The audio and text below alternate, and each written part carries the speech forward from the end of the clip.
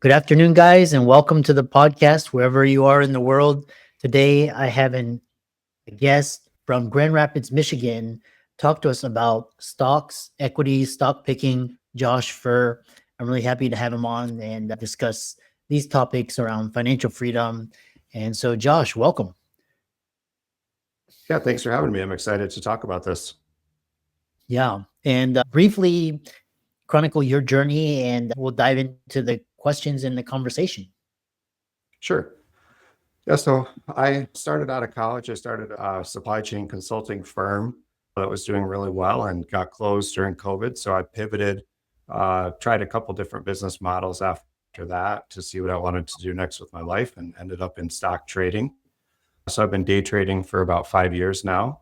And recently I started a newsletter that helps others learn how to pick stocks, shares expert stock picks with the community.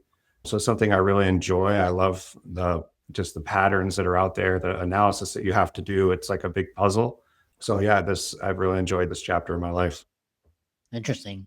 And we'll start off the bat is for the listeners and viewers, they're intrigued by this. What is your client avatar? People that come to subscribe to your services, products, what are they running away from, running towards? What are they frustrated with, fed up with to get them to pay money to work with you? Yeah, I think our client avatar is somebody who's below that accredited investor threshold. So these are Wall Street strategies that are pretty easily available to those accredited investors, but people that still have a significant amount of money in their brokerage or their retirement account, and they're looking to grow beyond the 5 to 10% a year that they're getting with their advisor. So they're looking for a change. They're looking for what can we do differently to achieve some better growth. And there's people that have chosen to invest in stocks on their own, haven't had the best experience. So trying to figure out like, how do we do this? What's the method to this to find those returns? So I'd say that's makes up the most of our clients. Interesting. And so one thing that really came to my mind was, obviously you and me were anti Wall Street. You say their advice sucks, which I agree with. And one thing is, how do you, because now you have Ken Griffin's Citadel hedge funds, and they've got the flow of information. They have all of this data information. They have money, they have regulations, everything's on their side. How is the average investor that you described going to be able to compete with the big guys when working with you? Yeah. So what we do is we take a lot of the information that's publicly available from those institutions and what's called tail the whale. So that means you're following along with what these big institutions are doing. A lot of times they have to disclose certain trades, or there's clues out there on certain websites like Unusual Whales where you can see what are the big players doing? Where's the big money going to? And then you do your own analysis. And does this fit with how I invest? So you can go out and see what the big funds are doing, what the insiders are doing through their insider trading that they have to share with the public. And you can go out and learn from the techniques that they're using because you can't really compete with them, but you can go along with what they're doing. And that's a great strategy to find the right stocks. Interesting. And how is the average investor going to compete with these algorithms now? Because you talk about picking this, we'll talk about stock selection, but these algorithmic, they know the rates, they know the liquidity, the flows, they can buy and sell. So how are they going to compete, and how is stock picking advantageous in these situations? Yeah. So what I've noticed is a lot of the algorithms are doing what's called high frequency trading, where they're looking for that difference between the bid and the ask. And they're looking for these real small differences out there where they can beat the market real quick, make a quick buck, and just do that over and over and over again and make money that way. So it's important to acknowledge that these algorithms exist and try and understand what exactly are they doing and getting on their team instead of fighting against them. How do we get on their team? So identifying that there's algorithms that buy at certain technical indicators, let's say a 50-day moving average or a 100-day moving average, 200-day moving average, those might look like just random lines on a chart, but knowing that these algorithms are out there buying every time it hits a 200-day moving average is a great way to get on their side. So you have to have more context than that, but that's a great way to not let those algorithms affect you and have a trade turn against you. Interesting. The next question I have for you is, what is your algorithm or way of selecting stocks? And you also have this quote, what is your number one stock pick and why? I'm just curious. Again, this is not advice. We're just discussing. Yeah, our strategy is real simple. We rely on what's called long-term support and resistance. So support is an area where big players are basically not letting the price go below that number. When you pull up a longer term stock chart, when you zoom out to 5 or 10 years, you start seeing these patterns. You start seeing that maybe the stock never goes under $5. Maybe it never goes under $100. And so we mark those on our chart as what we call a zone of interest or area of interest. And when price comes into that zone, then we start doing analysis on that. And we look for simple things like trend line breaks. So it's something that people that have never done technical analysis doesn't seem real to them, but you can just draw a 45-degree angle on a chart. And when the price moves past that line, you have what's called a change in character. So that means like the bulls are in control. We want to go up now. So we look for some confluences at when price is at that support level, the trend line has broken, and then we're looking for support from technical indicators. A lot of people use the technical indicator as their primary. Let's say the RSI is too low or the MACD is crossed over, things like that. We use that as like a secondary way to support our trade.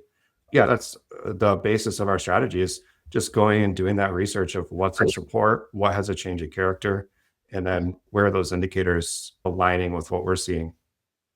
Interesting. And you have on your profile, I'm just curious, what is your number one stock pick and why? I just want to get a feel for what people are thinking. Yeah, I think my favorite stock pick for this year, the heaviest position that I have is actually NIO. It's a Chinese electric vehicle company. And so when people think about like fundamental analysis versus technical, like there's crazy stuff going on with the US and China right now. We don't know how good is the Chinese economy. They hide their numbers the way we hide our numbers. And this stock is beaten down. It was in the hundreds during COVID, some meme stock, but they've got some interesting technology. But really the chart is telling a story where it's beaten down and you have to step into that fear. And this has the potential to go to $10. I think it's somewhere around 3 to 4 right now. It has the potential to go to $10 pretty quickly. And from there up into $50 or $100 after that. So a ton of upside potential with that one. Interesting. Again, this is not financial advice. China, Trump, tariffs, inflation, EV, AI, these are very highly volatile. So just for the audience, listeners and viewers, just keep that in mind and don't just go and buy it and lose your money. The other question I have for you is, because I study that's most successful traders. I also study the most successful investors. And one thing is this idea called time in the market, where basically long-term investors, like if you look at some of positions, if you just held on to them versus trading in and out, you do much better. So how does one balance these two, investor versus trading mindset? And what do you do when, for example, sounds like you are solely a day trader. What do you do when you reach a criteria, you take your profit or take your loss, and then you see the stock like rebound, go the opposite direction, or like you take your profit and the stock just skyrockets again? How do you deal with these types of situations? Yeah, that's something that happens all the time where you take profit and the next day it blows right through it and it goes another 20, 30%. And you just have to have a system. You have to have a repetitive system where you're going to win more than you lose. And your losses are your gains are more than your losses. So when you do those calculations on winning plus gains, you're always on top. So you just have to be comfortable with your system and know that over time you're compounding money, that you're growing your account. And you just have to say, I missed that one. It could have gone further, but my system didn't support it. And I think when a lot of people play earnings. So a lot of the mega caps last week had their earnings, and people like to gamble. It's like putting on a parlay. I'm going to bet whether Apple's going to go up or down, whether earnings are good or bad. That's not a system. That's just gambling. You can have a 10% up or down day on a mega cap after earnings, but you're never going to be successful doing that. So I like to focus on kind of the slow and steady. How can we make 2, 5, 10%, and then keep compounding that throughout the month and throughout the year. Interesting. And on the subject of returns, again, like if you park your cash in just a CD or money market, like 4 or 5%, I think last year that was kind of like the risk-free rate. And then you mentioned like the S&P is 8 to 10%. I mean, what is your thoughts on 8 to 10% compound? Is that enough to offset the effects of inflation, volatility, opportunity cost, taxes?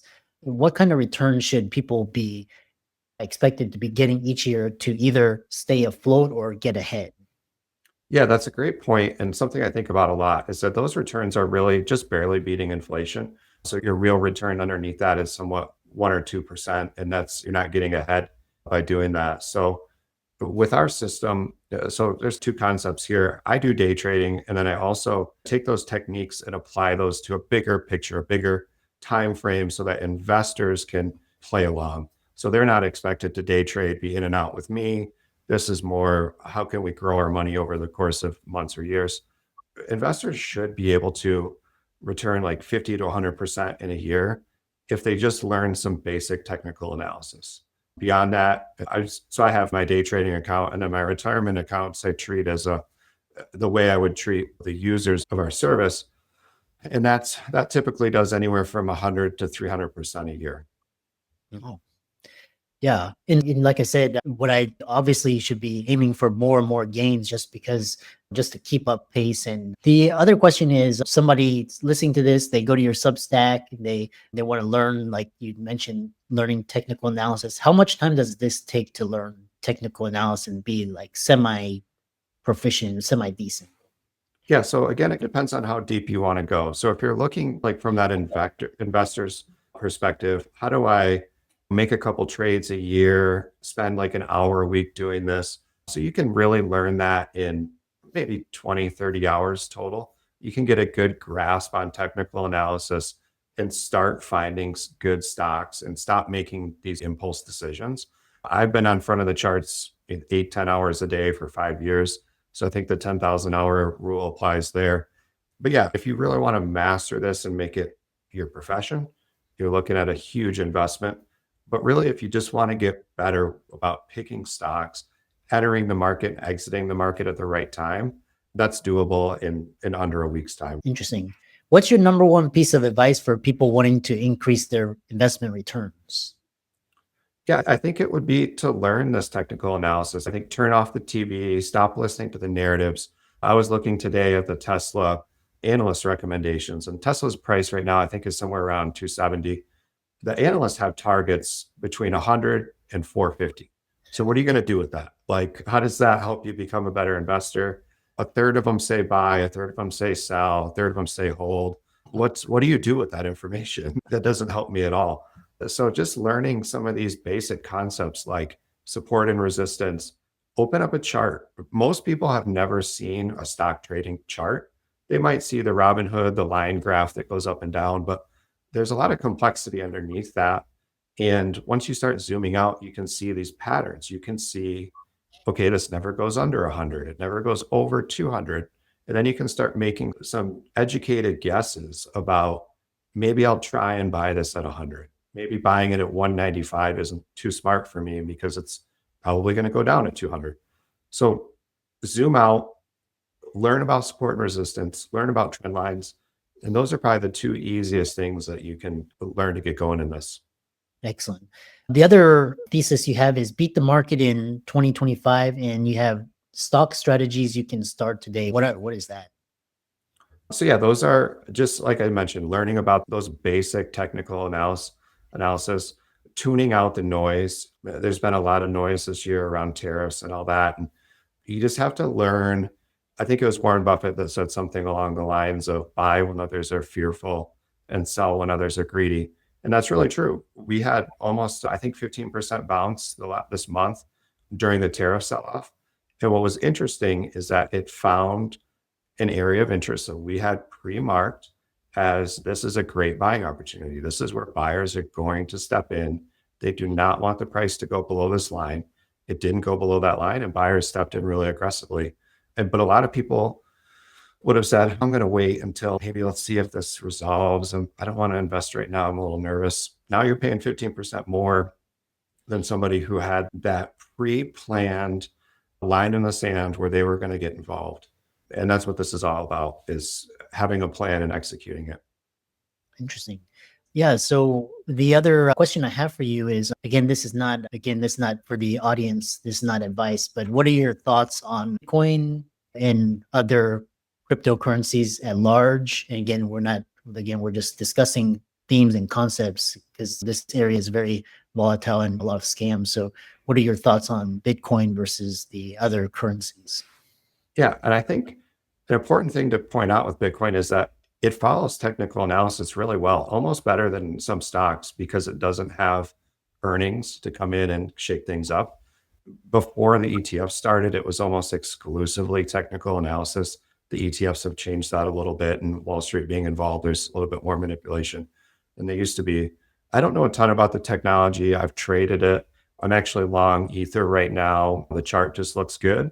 Ether's been a huge laggard. It's been frustrating every other time I've touched it. So I'm probably going to regret this, but the chart looks too good. So I'm in a leveraged ETF for Ether. The symbol is ETHU. Everything the pattern is there for me. And my rules are when the pattern's there, you execute. I did see that there was some rotation happening in crypto. So the Bitcoin dominance chart is showing the top. Some of the altcoins have the potential to go further than Bitcoin here. The Bitcoin chart looks great though. I think I wouldn't go out and buy it today because it's like in the middle of that range, but I'm expecting it to go up from here. Interesting. And the other question the audience maybe is, why do you select stocks versus, for example, looking at options and futures? Yep. So I do a little bit of all of the above. I like stocks. I love using ETFs. Probably my favorite thing to trade is leveraged ETFs. So they have 3x leveraged products that when the underlying stock or index goes up or down, it goes up 3 times as much. So that's for people who have a system. Things like that can be really beneficial to 3 times leverage isn't a lot compared to people that are leveraging 50 to 100 times in crypto. But it's enough to like multiply your returns without some extra capital. But I've traded futures, I've traded Forex. Options have always been an issue for me. I never get the timing right. With options, you have to have the direction, the time, you have to buy enough time on the contract. That's just never been the right fit for me. So I've dabbled in it and I've decided to replace that leverage with leverage ETFs. Interesting. Yeah. Final question before we direct the audience to your Substack and to your social media. What are your thoughts on the outlook for 2025? Trump, interest rates, tariffs, inflation, wars, etc. Yeah, so the stock market's sitting at a really interesting point right now. And tomorrow we have the Federal Reserve. They're not expected to cut. They might do a surprise cut tomorrow. But a lot of people are saying the market's going to take off as soon as the Federal Reserve cuts. And I don't think that's historically been true. I think that it's going to be good for smaller cap stocks. But there's the charts are showing some issues out there. There's going to be a big housing crisis. The housing charts are showing that. The real estate charts, some of the commodity charts are showing that we're going into a recession. So I'm short a couple of commodities like natural gas. So yeah, it's hard to say. I wish that I knew what happened tomorrow, and there's so much uncertainty with that. But one of my other biggest positions is an ETF called RETL, RETL. That's a leveraged retail ETF for retail stores.